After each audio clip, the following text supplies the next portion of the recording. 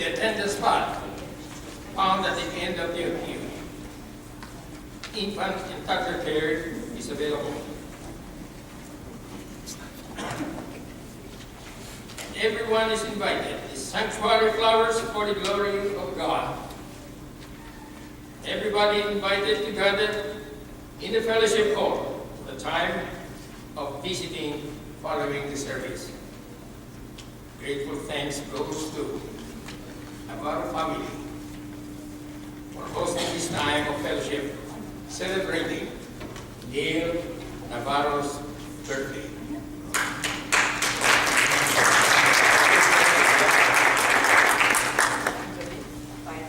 And this morning he announced that he's 11 years old. No boyfriend, no girlfriend yet.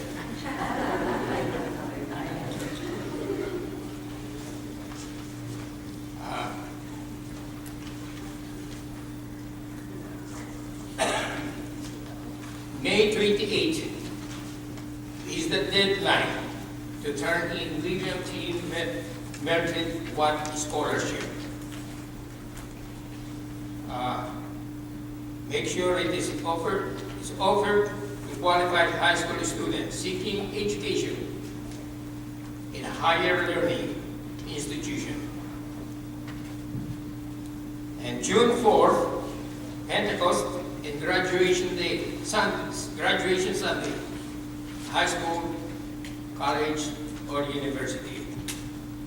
And also at that day, in the afternoon, we have 605 Mission Area Church Picnic at 2 o'clock, Norwalk UNC, 13,000 Antonio Drive, Norwalk. And June 11, Filipino culture, celebration of Philippine independence, and also recognitions of our diversity in our community and in our church. Prepare to you the rest of this, prepare to you to our curriculum, please. And Tuesday, 10:30. What is the calendar? 10:30. Celebration of Life for Florence Hanson here in Sanctuary. 10:30, Tuesday.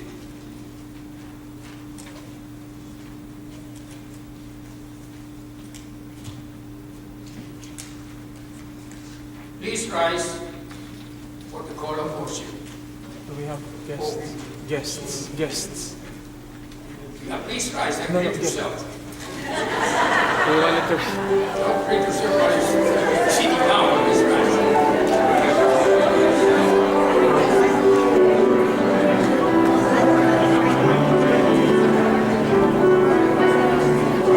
Hey.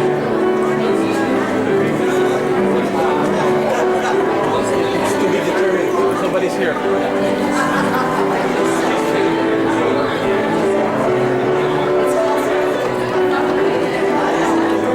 Morning po. Kumusta po?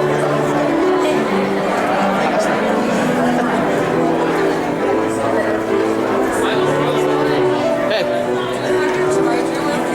What? Your charger with you? Charger? Your Android one? Yeah. It's It's in the office. what office? Where the computer is, it's on the right side. Okay, can I wait, what computer? Huh? What computer? The computer in the office. I'm gonna bring Tyler with Go, yeah, bring Tyler with you. Go in the office.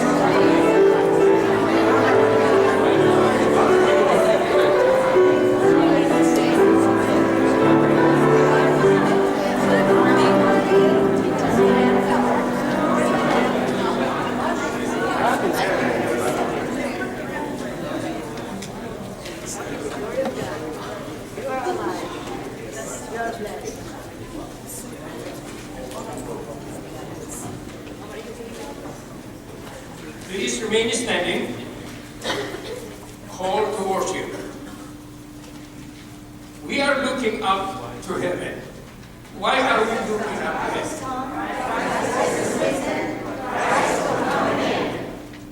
Why are we looking ahead to the future?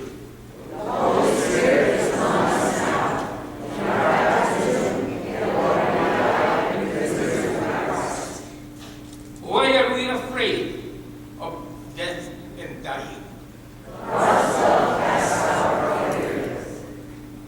Why are we afraid to follow Jesus?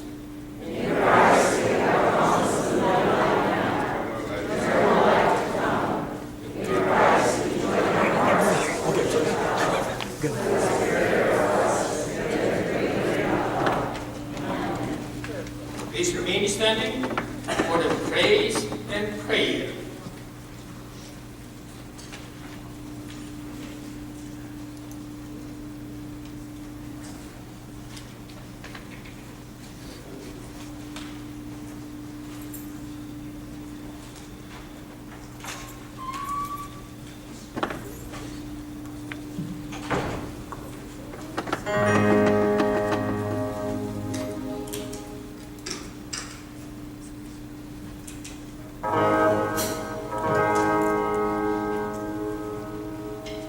Good morning, everyone. Can you hear me? Good morning. Sounds like you had a coffee today. Anyway, I want to show you something like, this is a $1 bill, right? Just pretend it's $100 bill. So what is the value of this bill? You would say $100. If I squeeze it like this, and then how much is worth? Still $100. If I squeeze it like this, how much is worth? Still $100. If I under my feet, still how much is worth? So that's the value of our life to God in Jesus Christ. That no matter what happens to us, no matter how much we messed up in life, if you have put your faith in Jesus Christ and accepted Him as your Savior, He is your Father, and God the Father sees you like a not $100 bill, but infinite value. So that's our Father. So join in this song, Good Good Father.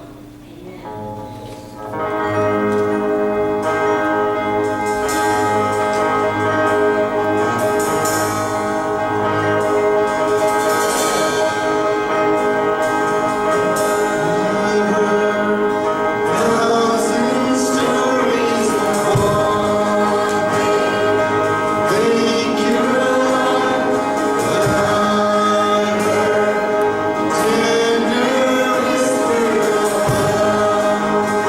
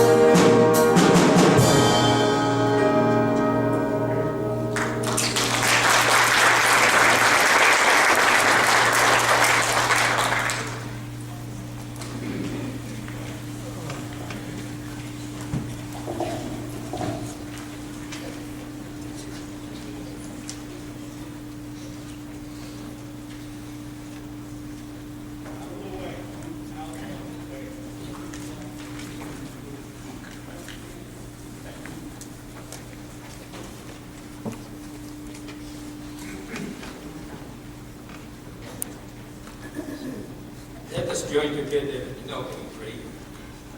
Almighty God, as we prepare to worship today, we ask that you will stretch our imaginations to serve in majesty and mystery of your help us perceive our Jesus Christ.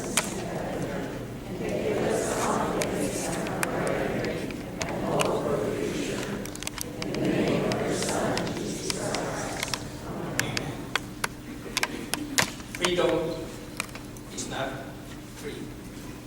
During our time for reflection, let us remember those men and women who gave their ultimate sacrifice for the freedom we are now enjoying. Let their deeds always be in the memory of our God. Let us now render ourselves for silent reflection.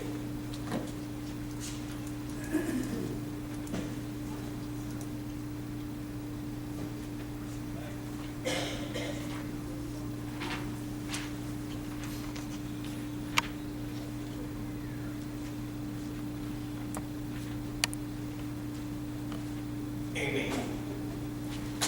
Join me in Lord's Prayer. Our Father, who art in heaven, hallowed be thy name, thy kingdom come, thy will be done on earth. Give us this day our daily bread, and forgive us our trespasses, as we forgive those who trespass against us. Lead us not into temptation, but deliver us from evil. For thine is the kingdom, and the power, and the glory forever.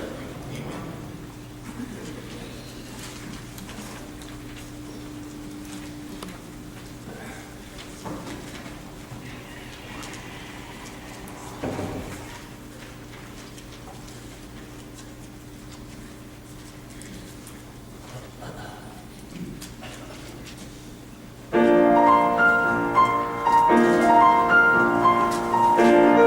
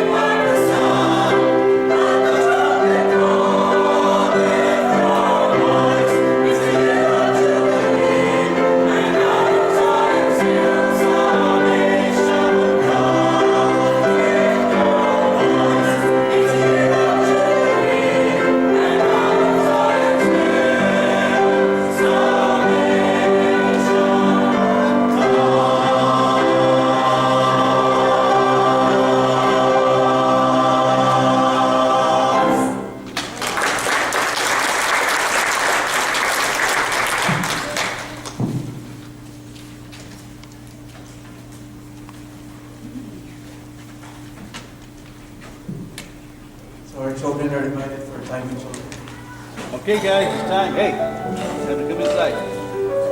Everybody.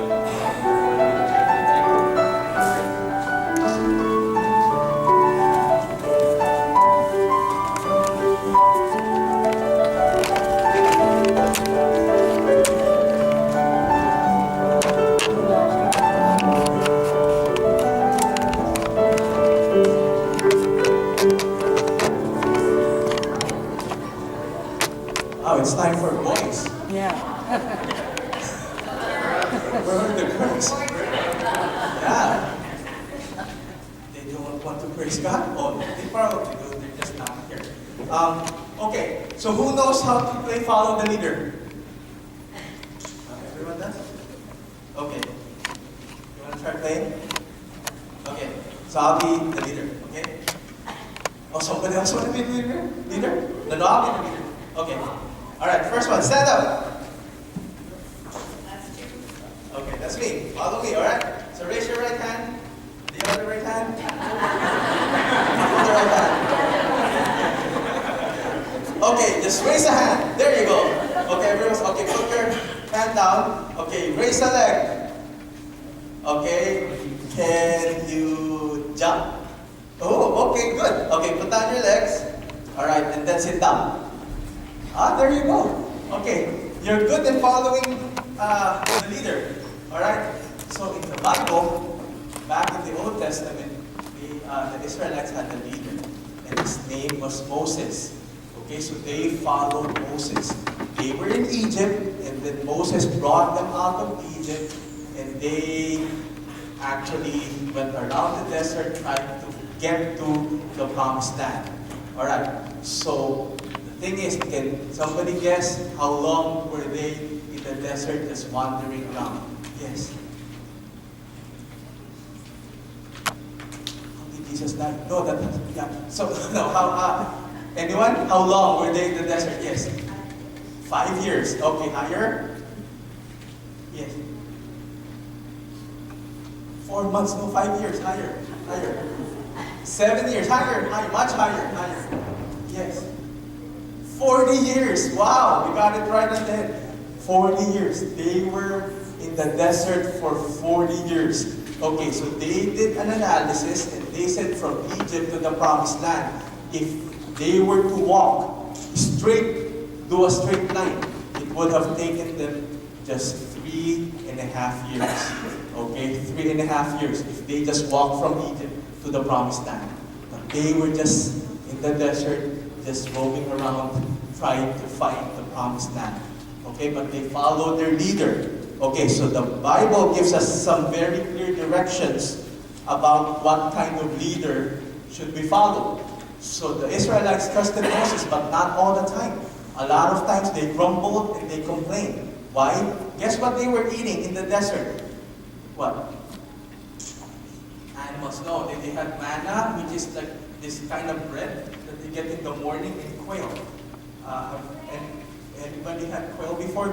Quail is a kind of bird. So yes. So that's all they ate, and they kept on complaining. Okay, now you were following me as a leader, right? Now if Pastor Tony was doing his sermon, and I started like running around here, would you follow me? Yes? No? Don't. If the choir was playing or singing, and then Digo was playing the piano, and I decided to stand up on top of the piano, would you follow me? Yes? No? Don't. So,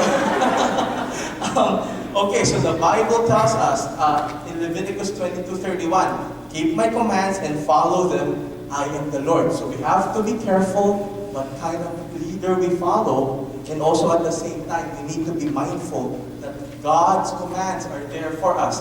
And one of the commands that God gave the Israelites and also gave to us was keeping the Sabbath day holy. What is Sabbath? Sabbath is the day or Sunday that they come to worship, just like today. So the girls are not here, but the boys are here to observe Sabbath. And that's one of the commands that God gave the Israelites that we are following now.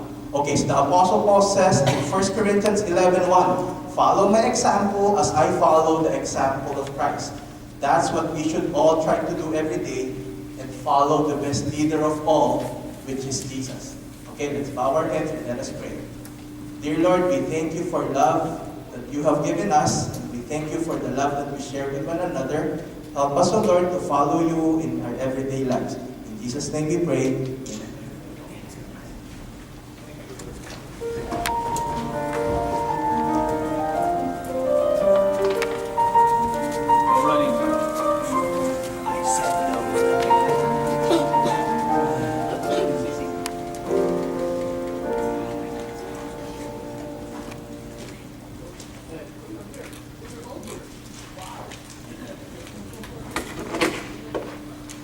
Lesson for today is from the book of Leviticus, Old Testament, from chapter 25, verses 1 to 22. The Sabbatical year. The Lord spoke to Moses on Mount Sinai, saying, "Speak to the people of Israel, and say to them, when you enter the land that I am giving you, the land shall observe Sabbath for the Lord. 6 years you will sow your field, and 6 years you shall prune your vineyard and gather in the yield. But in the 7th year there should be a Sabbath of complete rest for the land.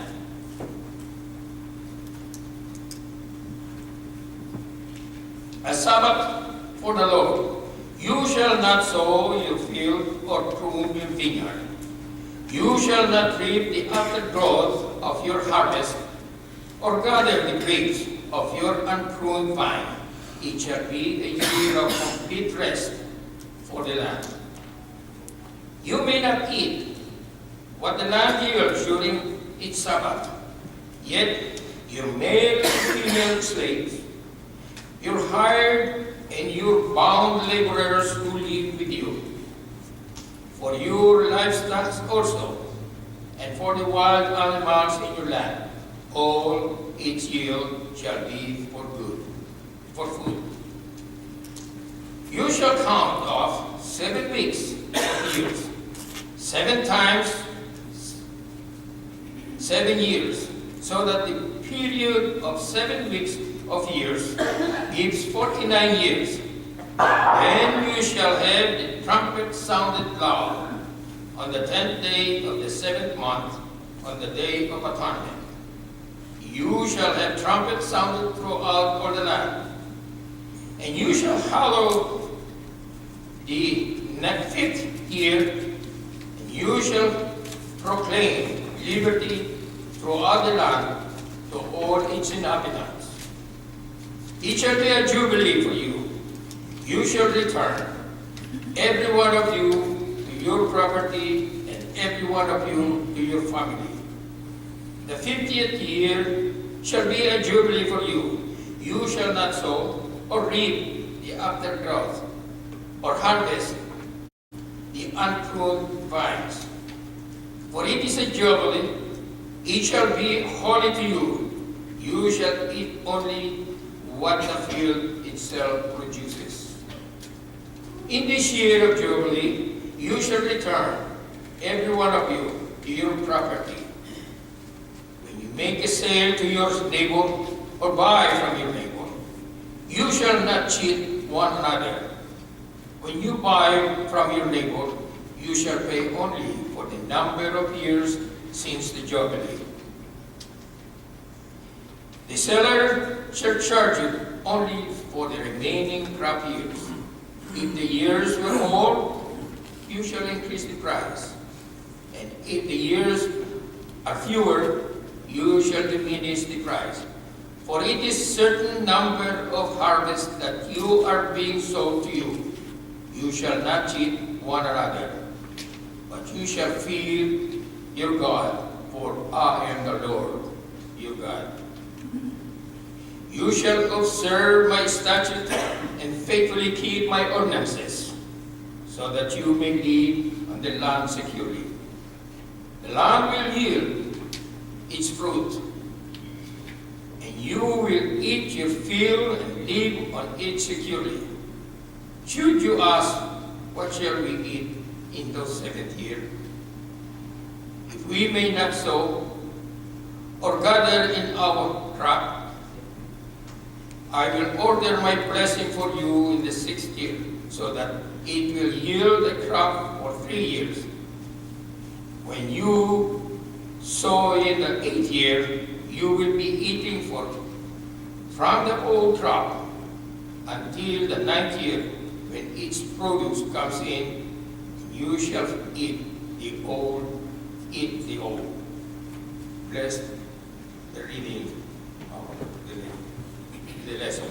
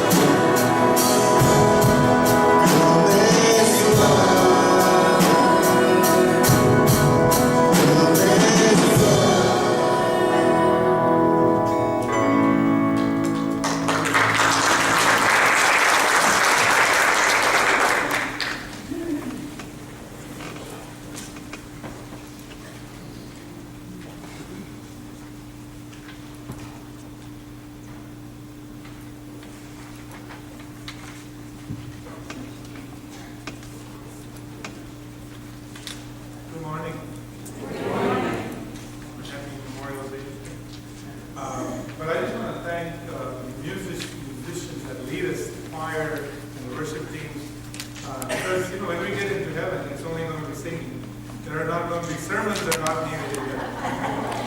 So we better learn to sing, right? We're going to be doing that 24/7. There is a time there.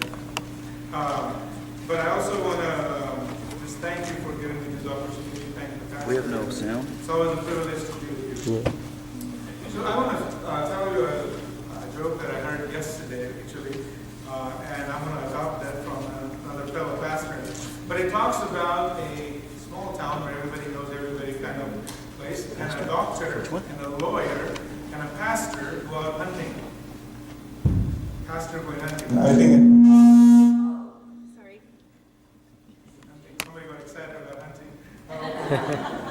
But in towns where my daughter is, like Montana, that's probably possible here. But so anyway, the doctor, lawyer, pastor go down hunting, and they all take a shot at an animal that passed by. And the animal fell down, and all three of them approached there, and they're all trying to claim that their bullet is the one that killed, the animal, because there's only one bullet that went through the animal, right? So how do you know whose bullet was it that got the animal down? So while there, a layman kind of passes by, and they said, "Oh, let's take a third-party opinion and see what he thinks." So they said, "Well, I'm a doctor, a lawyer, a pastor, and we shot, and this one bullet has gone through the animal. Who do you think, whose bullet do you think it is?" So the layman just examines the animal, and he says, "It's the pastor's." And the guy said, "Like, how do you know it's the pastor's?" He goes, "Because the bullet has gone through animal's one ear and gone through the other ear." I hope that is not the case today. But anyway, so we're talking about the Sabbath today. And Roy, I think I might as well not even speak. He had a wonderful sermon almost with the children. But there's a child in Sunday school that asks the teacher, why were there no adults in Israel? That's what the Sunday school. Why were there no adults? No older people. We never hear about the middle-aged. We never hear about the young. So the teacher, Sunday school teacher, is a little confused and says, "What do you mean by that? What do you mean there were no adults?" And the child says, "Well, you know how it always says in the Bible that the children of Israel crossed the Red Sea. The children of Israel walked in the wilderness. The children of wilderness walked around the walls of Jericho. So where were the adults? What were the adults doing?" And I think that is a question. Are we also children right now? We are children of God. So whether age or so, that doesn't matter. But anyway, in the slides that we were just going to look here, it basically talks what Roy said about how the children behave. What was the next one? Like this one is people following Moses. Are we there yet? Is a typical thing that the children do. The next one, if we go to that, it says, "Well, could you stay away from the bubble wrap alone?" This is where how the commandments were probably delivered. Just look at the 10 commandments. And then there's one more. I think it says, I think that's where back to the children. So anyway, I think these slides, they're funny, right? We talk about children, and that's why I wanted to put those up. But it basically shows that these children of this Almighty God, the Israelites, they were complaining, they're dragging their feet, they're disobedient, they're rebellious. They want all the good things, they want all the promises of God, but they do not want to adopt to other conditions that the Lord lays down. The commandments. They want to play with the bubble wrap, but they don't want to do anything with the commandments. And we can laugh about it, but how about us? Today I want us to look at ourselves. Are we behaving similarly? We may not want anything to do with commandments, but yet we do want to claim God's blessings sometimes. We want the good jobs, we want good health, we want good relations, a good spouse, good children, grandchildren. We expect all of those good things, but how about God's commandments? We remember the commandment, right? Number 1, only you shall have no other God before me. Number 2, you shall have no carved image that you would worship. Number 3, you shall not take my name in vain. And number 4, the one we're going to talk about today is that you shall keep the Sabbath day holy, and so on. You know the other ones, right? So chapter 25 of Leviticus talks about the Sabbath day and the Sabbatical year, actually, and the Jubilee year that follows on the 49th year, 50th year to be exact. And if you read further in Leviticus, God kind of, just repeats. And in chapter 26, he says again, do not make idols or set up an image on a sacred stone. And do not bow down to it. Observe my Sabbaths and have reverence in my sanctuary. And the Lord is warning the Israelites against these making idols. He wants them to show respect, which is what reverence means, right? So some questions that we should stop and think about when we hear about these words in the Bible. How do we show respect to His Word? God wants us to do that. How do you deal with the Bible and God's commands? And here's a question that we should take away and ponder upon. What do our actions at church say about our reverence for God? That's something we should look at. Are we just going through a ritual, or do we really, in our heart, have the reverence for God? Or another question would be, what do your priorities indicate about your commitment to worship God? What are your priorities? Where is the number one thing that lies in your life? Is it God or are the other things? So as we read further, we see what blessings and the obedience that the people do and how God was going to bless them in return. And it can go in detail. Just to name a few, there is going to be rain, there's going to be abundant harvest, there will be peace in land, there will be no enemies that will stand against them, their numbers will increase, God will fulfill all the promises, and so forth. Along with the promises, though, there are always conditions. God's promises never come by themselves. There's always a condition that follow, and there is a punishment, so to speak, for disobedience to God's promises.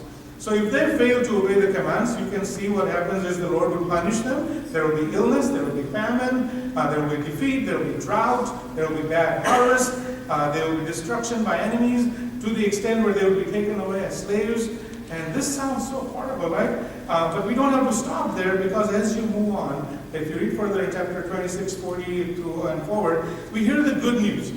That although the Lord declared severe judgment, and if they disobeyed, they would be punished, He does not withdraw His love from them. We see the hope of repentance.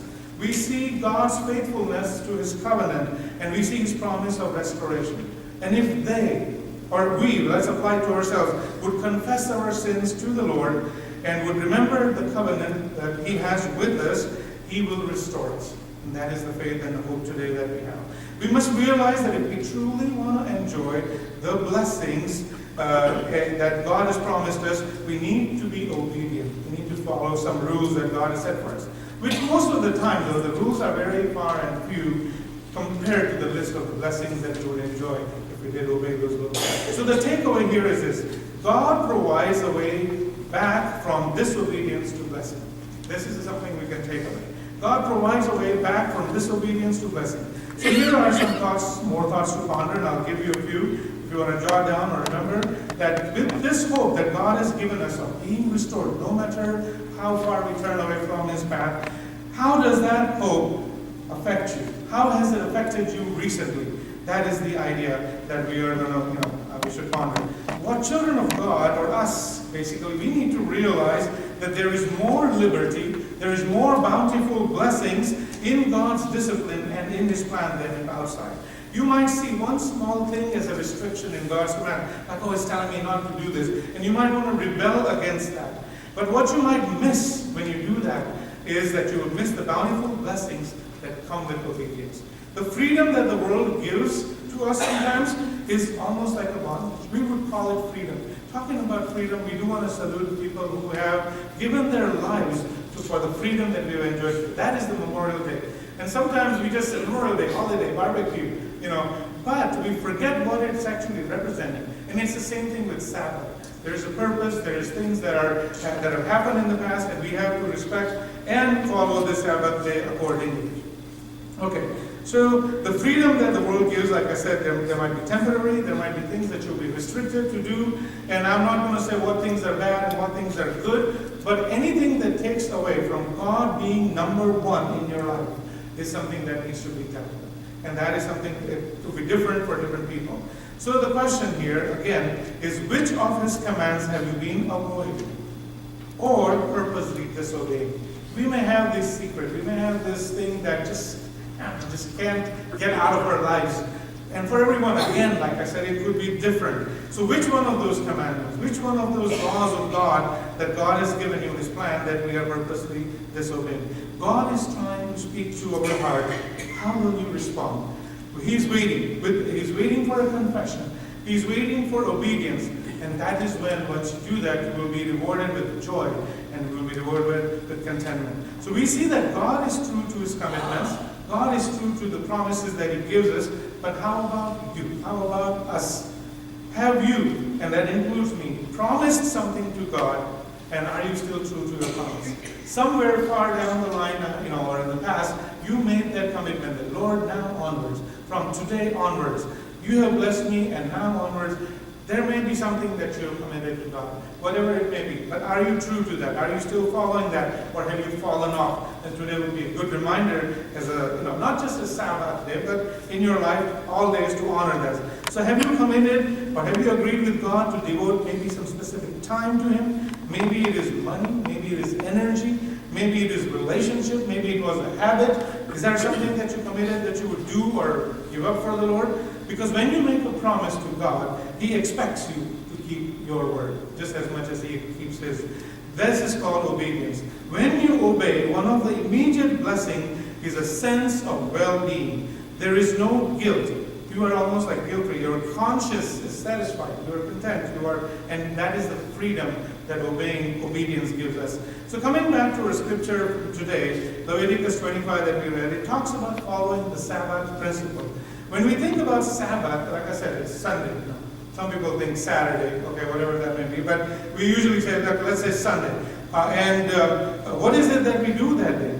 Today the scripture talks about not just that one day, that Sunday that we are talking about, but it is talking about actually an year, 7th year, or 7 times 749, and then the 50th year. The Sabbatical year is what God is teaching the Israelites through Moses, His servant. So when we talk about 5 or 6 days of work, and then the Sabbath day, the day of the Lord, is this what we are thinking? Sometimes this is what it all boils down to. We go to work, we pay bills, and then we take rest, and then we go back to work. This is basically what our life has sometimes become. Right? But is that what it's all about? To me, when I go back to work Monday, I am so full of energy. I've had a great weekend, and people are like dragging them, Monday, somebody talked about coffee, they're all looking for coffee mugs in the morning. But I think when the way you spend the Sabbath day is going to determine how you walk into that place on Monday and glorify God. So is this what it is? Or, like the next person, everybody knows about this. This is what he thinks. Mr. Bean thinks that weekends are made in China because they don't last too long. Okay. Nothing made in China. But I guess nowadays everything is made in China. But especially the weekends don't last too long. We know that. But do we make the most of that short little 2-day period that is given to us? Do we make the most of it? And when I say most of it, not meaning going down the list of things that we have made or life has given us, or going down the list that you wanted to do, or just not doing anything and laying in front. Whatever that is, that's not the thing. We're talking about something for God, which probably we're not able to do during the 5 days, but at least on the Sabbath day we're doing that. So God is giving some instructions through Moses to the Israelites and the children of God, meaning us. And He's establishing, in this case, a year of rest. Now, we're talking about a day, but think about a year of rest. So the 7th year, there is complete rest. It is for the people, it is for the land. And even for the land, it is needed. When I used to work in Camarillo, there's a lot of farms there. And those farms, I was seeing that during a year, they go through 3 or 4 crops. It just boggled my mind. How can you have 4 different crops in a year? But nowadays the technology and all of that is doing that. But the 7th year, because when you take everything out of that, the juice or whatever you call it out of the land, it might go barren very quickly. So the Lord is even taking care of the land in that sense.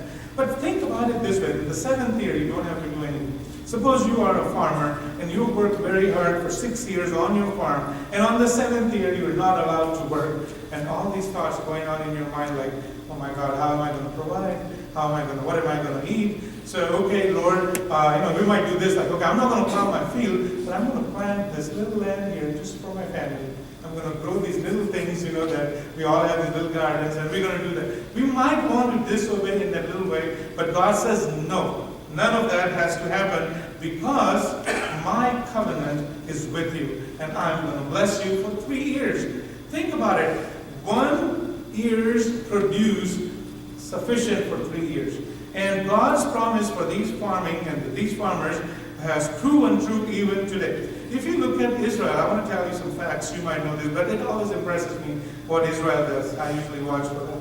But Israel, number one, is a major exporter of fresh produce. It's a small country compared to others around it and others in the world, but it's a leader in agricultural technologies. A lot of the technologies for good agricultural things come from there, despite the fact that the geography of Israel is not the best for agriculture.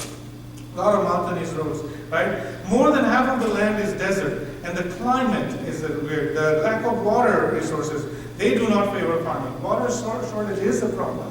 Only 20% of land is farmable that can be plowed. And the farm workers, meaning out of the total population, only 3.7% work as farmers. Whatever the other people do, right? 3.7 are farming. And Israel produces 95% of its food requirements. When most countries are into exporting and importing and getting needs from other places, they have 95% of its own food requirements. This is a blessing that God is still blessing the Israelites with. Okay, so God is saying, again, that do not cultivate, do not do all these things that you have done for 6 years because I'm going to provide. And the Israelites just had to trust God. Okay, so here's a couple of things that we see. Why the Sabbath?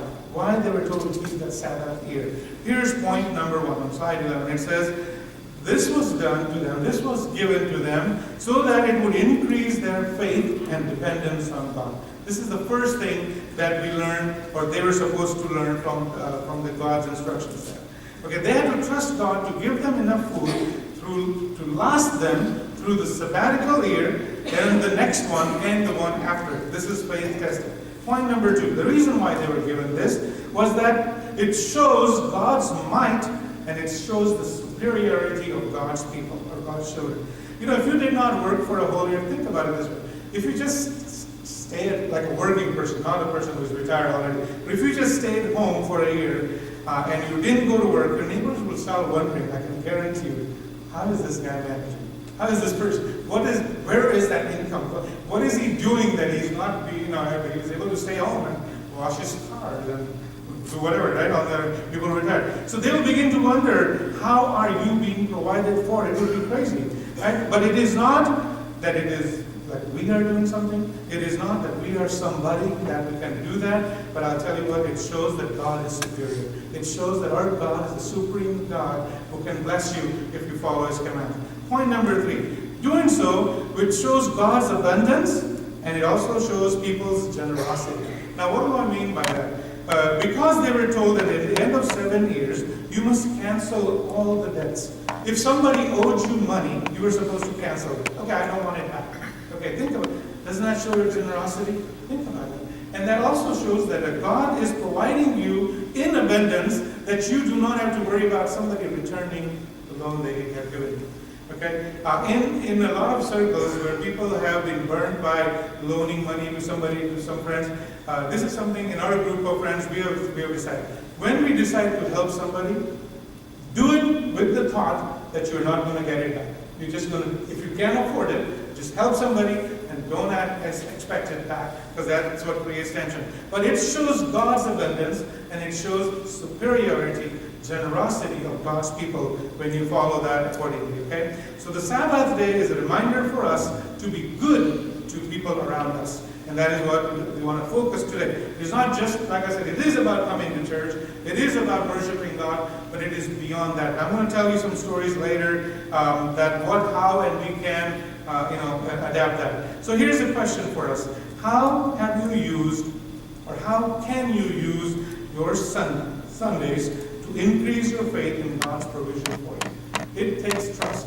To be able to give 10%, to be able to just write a check, give money where it is needed, it does take trust. So how have you increased your faith in God's provision knowing that if you do this, no worries, God's going to take care of us. Okay?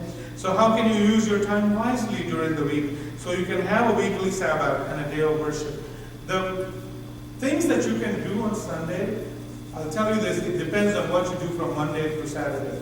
If you time yourself right, if you schedule yourself right, if everything is done accordingly, timingly, productively, Sundays will truly be able to be that day when you can glorify God completely. None of them, I got to rush home, I got to do laundry, oh, I got to do this.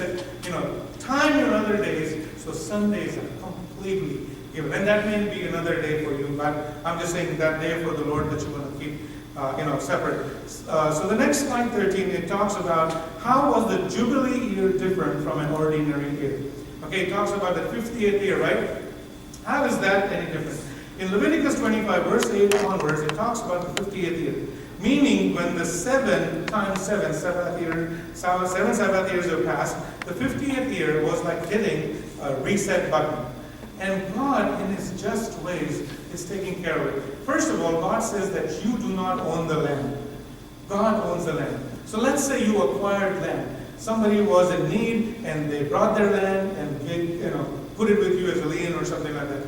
And you own somebody's land. And then somebody else is just paying these loans. They're paying the payments towards it. Today we call it mortgage or whatever you want to call it. But on the 50th year, boom, reset. Everybody was given their land back. All the debts were forgiven. People were returning to their own land. So the hardships that they had faced during those 49 years can be wiped out and they can have a clean start. Now, would this kind of system work today? You would wonder, can this be even done today? I'll tell you what, if there are godly leaders, if the media is not biased and they can actually talk about the right things, and obviously these are God's promises, it can be done today. But that's a whole different story, a whole different topic. But we also see there that God deals with people. God is also dealing with servants and slaves. Now I want to tell you, when Bible talks about the servants or the slaves, freeing your slaves, it is not okay. It is not giving an okay or a stamp that says it's okay to have slaves. But in the man's ways, in human ways, when those customs, those traditions, those happenings, those events, when they creep into our lives, when somebody's need is being taken advantage of. In India, in America, you may have a maid or something here and there, okay, or you may once in a while call a molly maid to clean your house. But in places like India, when there is a big difference in income, either they are rich or they are poor. The rich people sometimes have 3 or 4 servants, one to cook, one to clean, one to this. Now, can you imagine that after 50th year, they're clear, clean, they can have their own start, and they can start their own life. And the people were told to help them, be generous to fellow Israelites, even to the foreigners. And that is what the Sabbatical year is talking about, the 50th year, talking about freedom of slaves, right? So, we find instructions on land, we find instructions on slaves, we find instructions on servants, about treating each other. And the last part I want to tell you about is on instructions on how to treat the poor. And again, this is a part of Sabbath. Sabbath is not one day. It is the life that I'm talking about. It is the life that as children of God, it should be in our blood, it should be in our DNA. How do we support others who cannot support themselves? Okay, the old church in the Acts did that, but how can we do that today? It says clear instructions in the Bible that help the ones who cannot support themselves. Do not lend them money at interest or sell them food at a profit. Do not make them work as slaves, but as hired workers, meaning pay them wages. Do not rule over them ruthlessly. Okay, God is directing Israelites to take care of the poor. He did not want the people to be trapped in poverty. And God's thinking of all of these things. He establishes the laws that Israelites will be stopped from taking advantage of others around them who are in need. So that is how God's people were different than the other nations around them. And by the way, like I said, again, all of these things are said so that this group of people, or these groups of people would be taken care of. The laws that are given in the Bible, like when God says something about women being treated fairly, it is said, not that man is superior and women, no, but it is, if you are doing that, according to God, give her the rights. If there is a poor person you're treating unfairly, according to the Bible, bring him to your level. And that is why the laws are given. God is protecting those groups of people, right? So, what reason did God give for the concern for the Israelites? I mean, God is taking care of these Israelites because of their special relation to them. The reason why they are given this set of instructions, these promises, because God loves them. And I think He gives us the same instructions because He loves us equally. Now, what are we doing in return? Slide 14 says, how should God's treatment of you influence your treatment of others, especially those with fewer financial resources? So if God has treated you right, if God has forgiven you, if God has blessed you with abundance, how is that affecting you on how you treat other people around you? And those are the two stories that I want to tell you in the end here. Okay, God has shown mercy to me, and I mean, every one of us might have this story, but you need to pass that along, however God has blessed you. Okay, don't be the Dead Sea, be the Red Sea. If you know the difference between there are two oceans, two seas in Israel, the Dead Sea, no life can prevail.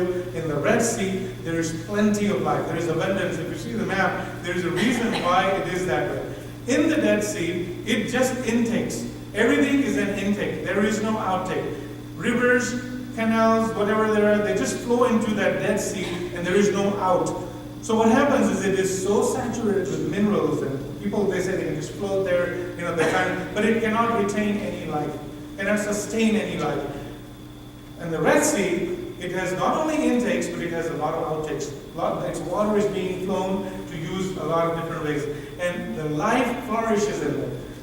Fishing and whatever else that they do. And that is the difference that we have to have in our lives.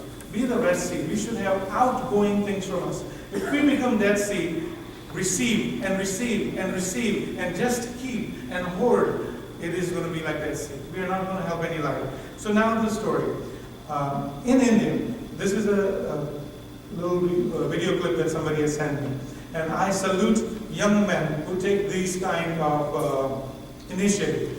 This young man is probably the age of like my worship team here. Very young age, probably just started his job. He goes out and he sees that there are taxi cabs going by. He sees that there are rickshaws going by, the ones that are automotive rickshaws. But there is a kind of vehicle you might have seen in movies probably. It is a pedal rickshaw, where the guy in the front is pedaling and people sit in the back. This rickshaw is usually open, it's in the heat, and usually very poor people, they use that, and very poorer people are the ones who draw that or run that. So an old man, and I think the guy in the video clip looked like probably 70 plus years of age at least, and he is pulling. So this young man, instead of stopping at a cab or something, he stops this old man. He calls him uncle. He says, "Uncle, would you take me so and so place? I want to go back." So the guy says, "Okay, get in." He takes him to that place. When he gets down, he says, "So how much?" I will tell you in the dollars. 20 rupees is probably 40 cents. He says 40 cents. The guy says, "That's it? That's all?" The old man says, "Yeah, that's all my fare is." So the young man says, "How much do you make in a day?" And he said, "About 150 rupees, that's $3. In a day, he makes after doing that. And at that time, the heat was 120 degrees. In India it's Celsius, so 47 or something. But it's 120 degrees heat, like maybe Phoenix or Palm Desert or somewhere. And the guy says, "You make $3 all day, and in this sun, you pull this, you do this every day?" And the guy says, "Yeah, I have a family. I am the only wage earner, and I have to do that." And this young man, what he does is he takes out 3,000 rupees, which is $60, okay? And he gives it to the old man, and the old man says, "Oh, no, I can't take that much money. It's only like 50 cents is all I need." And the guy says, "No, I want you to keep this $50, let's stay in dollars, and I want you to stay home when there is this much heat. And there's this kind of a hot day, I want you to take care of your family. I don't want you to be pulling this rickshaw and provide for your family. If there's any money left over, use it for education or something for your children." This young man realized that God had blessed him. And everybody has amazing incomes now. People who are working, their incomes are in crazy amounts now. We cannot, ones who have come here years ago, we can't even fathom. We would have made $2,000. Nowadays they're making $10,000 and $15,000 and $20,000 a month, or something like in Indian version of money. So it probably wasn't that big an amount. Can we do that? Okay? I'll give you another story. When I had a burglary at our home, we had a robbery at our home at one time, and they took everything. And when I said everything, I meant everything. The things, nothing was left in there. They literally took their time. So the Bible study fellowship where I go, my fellow co-worker, co-leader, he comes when he hears that, prays with me, and before he was leaving, he put an envelope in my hand, and it had some money in it. I could tell there's some money. So I was saying like something like that. Oh my God, I don't need the money. It's the things that are gone. Money, I don't need it. Don't worry about it. And he says, no. I save this money for a day like this. Even my wife doesn't know about this. This is the money I put aside to do something like this because somebody helped me years ago, and I have these funds that I keep for times like this. And he says, you do that when when you're taken care of, you do that, you pass it on. When he left after the prayer, I just kind of peeked through the envelope, and I'm not kidding you, there were $100 bills. I thought originally like $50 or something, no problem. There was $1,000. I called the guy, hey, this is too much money. I don't want you to, because I told you. He says, I had this money saved, and I want you to keep it, and this is the time. What I want to tell you is this, folks. I may not have $1,000 to give like that, but whatever I have, I want to keep my eyes open for things like that. If there is somebody in our community, if there is somebody, let's say there is a funeral or arrangements that are to be taking place, maybe the family cannot afford that. Maybe you want to go by and put a little envelope and say, this is towards that. We can do something small. I'm giving an example of the top of my head. But find those ways that you can do things. And lastly, I want to give you a very practical example of what we can do. This is about going out and we spend